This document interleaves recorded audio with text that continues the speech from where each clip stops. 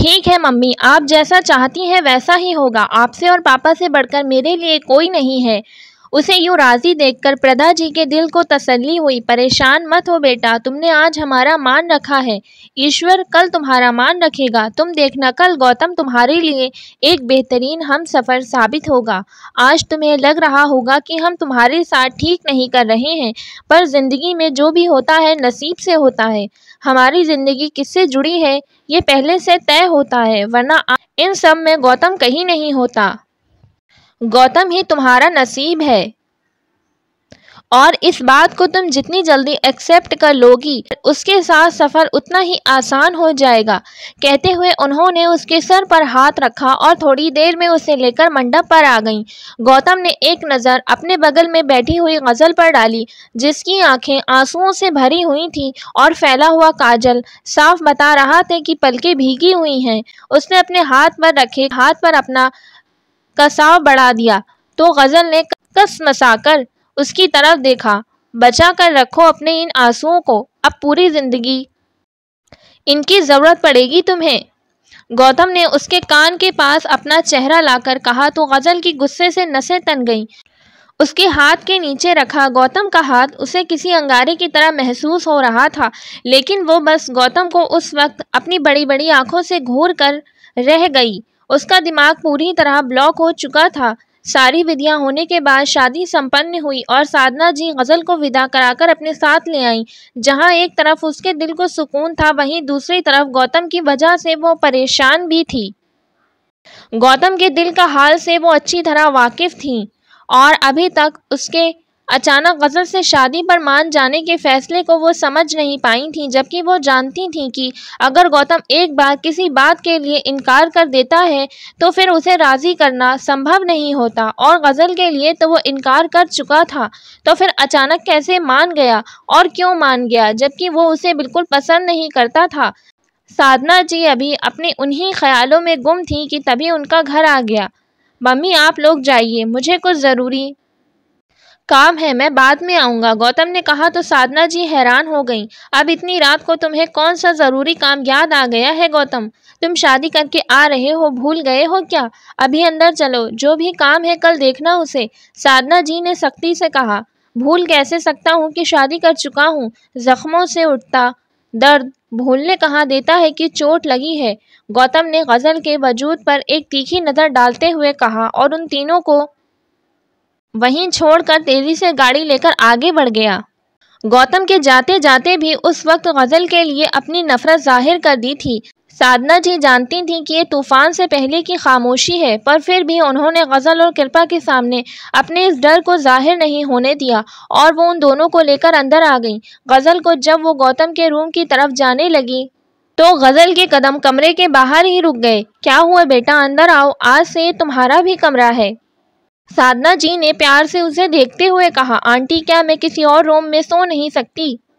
یہ میرے ساتھ جو بھی ہوا ہے میں ابھی تک اس پر یقین نہیں کر پا رہی ہوں، آپ پلیز مجھے اپنے روم میں لے چلیے، غزل نے بے چینی سے کہا تو سادھنا جی اس کی تکلیف پر تڑپ اٹھی۔ بیٹا آج سے یہ پورا گھر تمہارا ہے، تم جہاں چاہو جس بھی کمرے میں چاہو رہ سکتی ہو۔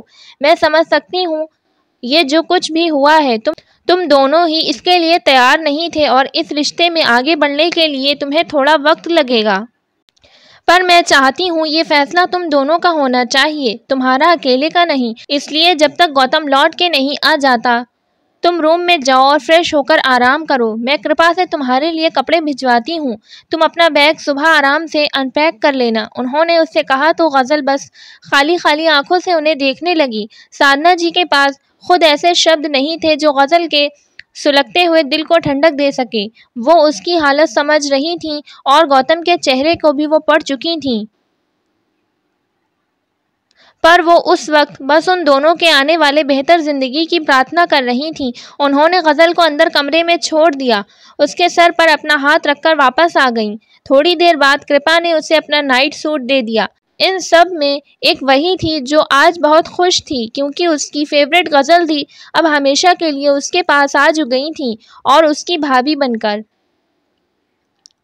غزل چپ چاپ جا کر بیڈ کے ایک سائڈ پر لیٹ گئی۔ اس نے نہ کپڑے چینج کیے اور نہ ہی خود کو ریلیکس کیا، اس کا دماغ پوری طرح سے تھک چکا تھا۔ وہ بس اکیلے رہنا چاہتی تھی۔ آکاش کی بے وفائی اور گوتم سے شادی اس کی زندگی میں حادثوں کی طرح گزر رہے تھے۔ بیتے کچھ گھنٹوں میں ہی وہ صدیوں کا سفر طے کر چکی تھی، جن کی تکلیف سے اس کے دل اور دماغ کو سن کر دیا تھا۔ بس ایک آنسو ہی تھے جو رکنے کا نام ہی نہیں لے رہے تھے۔ ادھر خالی سڑکوں پر گوتم پوری رفتار سے گاڑی دوڑا رہا تھا۔ اس نے کبھی اپنی زندگی کے سپنے ردھم کے ساتھ دیکھے تھے۔ دیوانہ تھا وہ اس کا، اور جب ردھم اسے چھوڑ کر گئی تو یہ دیوانگی پاگل پن میں بدل گئی۔ اسے ہر لڑکی ردھم کی ہی طرح بے وفا نظر آنے لگی۔ ردھم سے نفرت کرتے کرتے وہ محبت کے ہر جذبے سے نفرت کرنے لگا تھا۔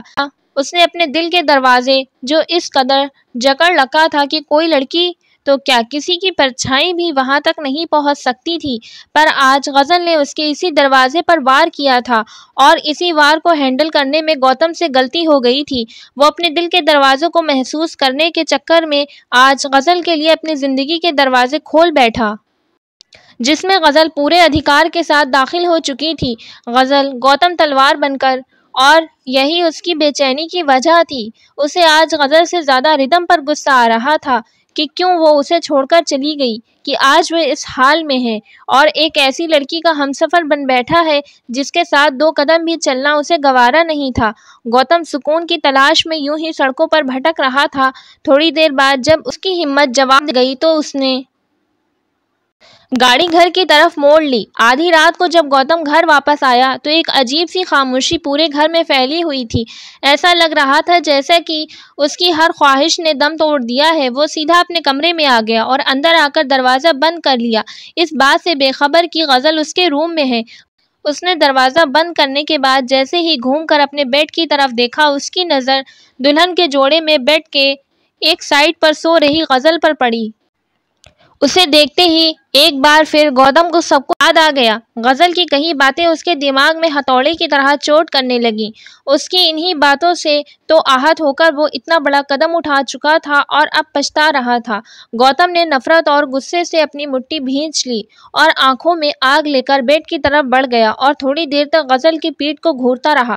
اس نے بہت کوشش کی اپنے غصے پر قابو پانے کی، پر نہیں پا سکا، تو اس نے ہاتھ بڑھا کر غزل کی باہیں پکڑی اور ایک جھٹکے میں اسے اپنے بالکل قریب کھینچ لیا۔ غزل جو ابھی کچھ دیر پہلے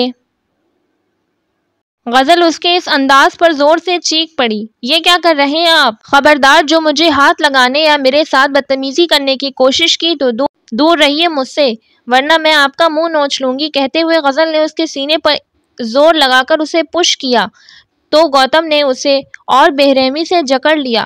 اس کے اس تیور نے غزل کی سانسیں اٹکا دیں۔ کیوں، اب کیا ہوا؟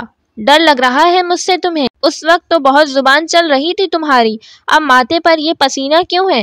کل جانے والی تھی نا تم پولیس اسٹیشن میرے اوپر ریپ اٹیمپٹ کا چارج لگوانے؟ تو پہلے میں یہ گناہ تو کر لوں، پھر دلواتی رہنا تم سزا۔ کہتے ہوئے وہ اس کے چہرے پر جھکا تو غزل کی جان سوکھ گئی۔ وہ اپنا پورا زور لگانے کے بعد بھی اسے اپنے اوپر سے ہلا تک نہیں سکی۔ دور رہیے مجھ سے مسٹر تلوار، آپ آگ سے کھیل رہے ہیں، نفرت کرتی ہوں میں آپ سے، سمجھے آپ؟ وہ اس کی آنکھوں میں آنکھیں ڈال کر چیخ پڑی، آگ میں تو تم نے ہاتھ ڈالا ہے اور اب تمہیں اس کی تپش بھی برداشت کرنی پڑے گی۔ دور ہی تھا میں تم سے اور تم جیسی لڑکیوں سے، پر تم نے مجھے مجبور کر دیا۔ کیا کہا تھا تم نے کہ مجھے کسی سے نظر ملانے کے قابل نہیں چھوڑو گی؟ اب میں بھی دیکھتا ہوں کہ اس رات کے بعد تم خود سے نظر کیسے ملاتی ہو۔ تمہارے اس غرور کو آج قدموں تلے میں رون نہ دیا تو کہنا۔ کہتے ہوئے غزل جیسے ہی آگے بڑھنے کو ہوا، غزل اپنی پوری طاقت لگا کر چیخنے لگی، آنٹی کرپا کوئی ہے، پلیز سیو می۔ گوتم کو اس سے اس ری ایکشن کی امید نہیں تھی۔ ایک پل کو وہ چونکا، پر اگلے ہی لمحے اس نے اس کا دوپٹہ اٹھا کر اس کے منہ میں ٹھوس دیا۔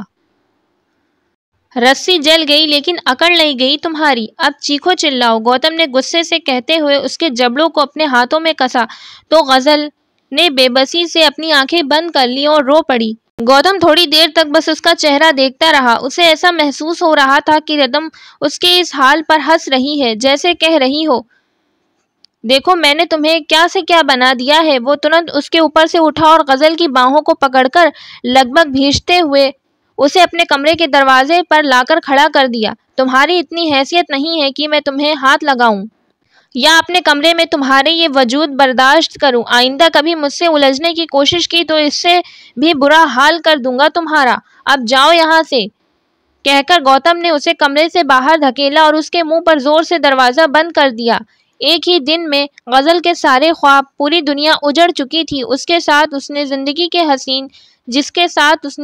کے حسین سپنے دیکھے تھے، اس نے تو پہلے ہی بھروسہ نہیں کیا، اور جس کے ساتھ تھامے وہ بھی اس کا نہیں تھا۔ وہ چپ چاپ تھکے ہوئے قدموں کے ساتھ آ کر ڈرائنگ روم کے صوفے پر بیٹھ گئی۔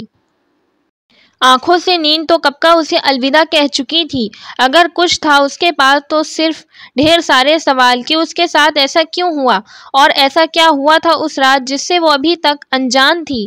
کیوں ہجر کے شکوے کرتا ہے، کیوں درد کے رونے روتا ہے۔ جب عشق کیا تو صبر بھی کر، اس میں تو یہی کچھ ہوتا ہے۔ یہی سب سوچتے سوچتے لمحہ در لمحہ اس کی زندگی کی وہ کالی اندھیری رات بھی آخر گزر ہی گئی۔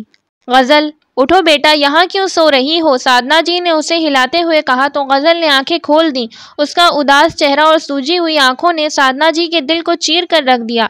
ان کا دل کر رہا تھا کہ ابھی جا کر گوتم کی عقل ٹھکانے لگا دے، پر انہوں نے خود کو روک لیا۔ وہ جانتی تھی کہ ابھی گوتم سے کچھ بھی کہنا بیکار ہے، وہ غصے میں اور اس کی باتوں کو نہیں سمجھ سکے گا۔ انہوں نے اس وقت غزل سے بھی کچھ نہیں پوچھا، بس اسے لے کر گیسٹ روم کی طرف چلی گئیں جہاں وہ پہلے رہ کر آئی تھی۔ بیٹا تم چینج کر کے فریش ہو لو، تمہارے لیے ناشتہ بھجواتی ہوں، اس کے بعد جتنا دل کرے سو جانا۔ اس وقت تمہارا دل اور دماغ کو آرام کی بہت ضرورت ہے، کہتے ہوئے انہوں نے اس کے سر پہ ہاتھ رکھا اور وہاں سے باہر آ گئیں۔ گوتم کی اس حرکت پر وہ اتنی شرمندہ تھیں کہ زیادہ دیر تک غزل کی سونی آنکھوں کا سامنا کرنا ان کے لیے مشکل ہو رہا تھا۔ غزل جب فریش ہو کر آئی تب تک سادھنا جی نے اس کے لیے روم میں ناشتہ بھجوا دیا تھا۔ اس کا دل تو نہیں کر رہا تھا کچھ کھانے کا، پر پھر بھی اس نے تھوڑا سا کھا کر چائے پی لی۔ وہ سونے کی کوشش کر رہی تھی پر سو نہیں پا رہی تھی۔ گوتم کا جو روپ اس نے رات کو دیکھا تھا، اسے دیکھ کر وہ اندر تک سہم گئی تھی۔ گوتم جب اٹھا تو بنا کسی سے ملے اور بنا کچھ کھائے ہی وہ آفس کے لیے نکل گیا۔ سادھنا جی نے بعد میں کئی بار فون بھی کیا پر اس نے ان کی کال ایک بار بھی اٹینڈ نہیں کی۔ 4-5 دن ایسے ہی بیت گئے۔ غزل سارا دن اپنے کمرے میں بند رہتی۔ اس رات کے بعد وہ کے سامنے جانے کی ہمت نہیں جٹا سکی تھی اور نہ گوتم نے ہی اس کی کوئی کھوج خبر لی تھی۔ جب وہ گھر پہ ہوتا تو وہ اپنا کھانا روم میں ہی منگوا لیتی تھی۔ بس کرپا جب اس کے پاس جاتی تو وہ اس کے ساتھ تھوڑی دیر لان میں بیٹھ جاتی یا کبھی کبھار سادھنا جی سے باتیں کر لیا کرتی تھی۔ ایک دن جب وہ اس کے کمرے میں آئی تو غزل کوئی بک پڑھ رہی تھی۔ انہیں دیکھتے ہی مسکرا کے اس نے بک سائیڈ میں رکھ دی۔ ارے آنٹی آپ مجھے بلوا لیتی، غزل نے کہا۔ ہاں بلوا تو لیتی، پر میں خود آ کر دیکھنا چاہتی تھی کہ تم سارا دن اس کمرے میں بند ہو کر کرتی کیا ہو۔ تم نے خود کو اس کمرے میں کیوں بند کر لیا ہے؟ باہر آیا کرو بیٹا، اب یہ تمہارا ہی گھر ہے، کوئی مہمان نہیں ہو اب تم یہاں، سادھنا جی نے پیار سے کہا تو غزل بس اپنی سونی آنکھوں سے ان کی طرف دیکھنے لگی۔ ایسے مت دیکھو غزل، تمہاری آنکھوں کا یہ درد مجھے شرمندہ کر جاتا ہے، خود کو تمہارا گنہگار سمجھنے لگی ہوں میں، تمہیں اس حال میں نہیں دیکھ سکتی اور اب، سادھنا جی نے افسوس سے کہا۔